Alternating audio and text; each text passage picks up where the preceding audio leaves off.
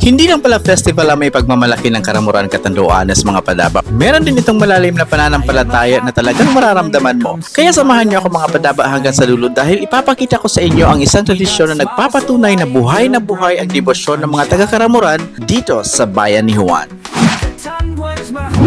It's another happy day in Happy Island of Catanduanes. Welcome back to the vlog, Happy Islanders mga padaba. Bago ang kapistahan ay nasaksihan ko rin ang kanilang Luminaire Street Dance Competition. Isa itong natatanging festival dance na hango sa buhay, misyon at kasaysayan ni San Juan Bautista. Hindi lang ito basta sayawan kundi isang makulay na paraan ng pagpapakita ng kanilang kultura, pananampalataya at pagkakakilanlan bilang mga taga-Karamuran.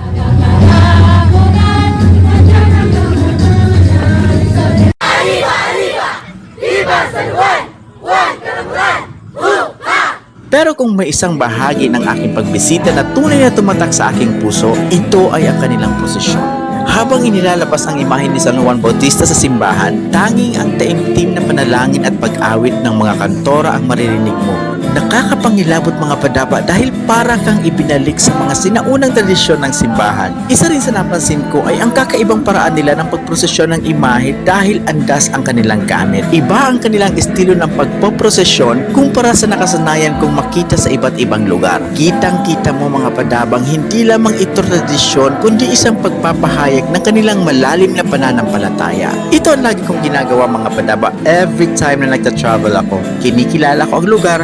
May mga lugar kasi na hindi mo lang dinadayon dahil sa kanilang mga gandang tanawin o mga events. May mga lugar ding dinarayo upang maranasan ang kanilang pananampalataya. Ito ang tunay na diwa ng faith tourism.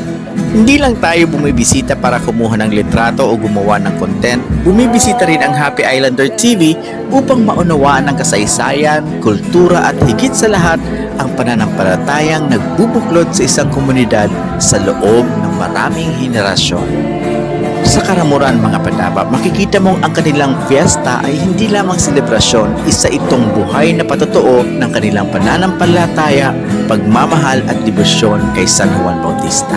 Bilang isang content creator na naglilibot sa iba't ibang sulok ng Catanduanes, isa ito sa mga karanasang tunay na may pagmamalaki at may re-recommend ako sa mga nais makaranas ng kakaibang uri ng travel.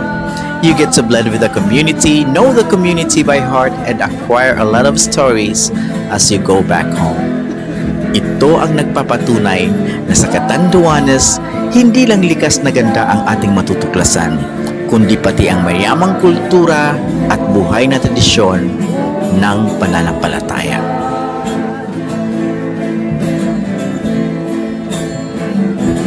For more tips on best places to dine, best places to stay, best places to go, and events to attend here in Happy Island of Catanduanes, follow Happy Islander TV, your travel companion in Bicolandia and beyond. Ako si AJ Solero, proud Katandunganon, certified Oragon, ang inyong Happy Islander.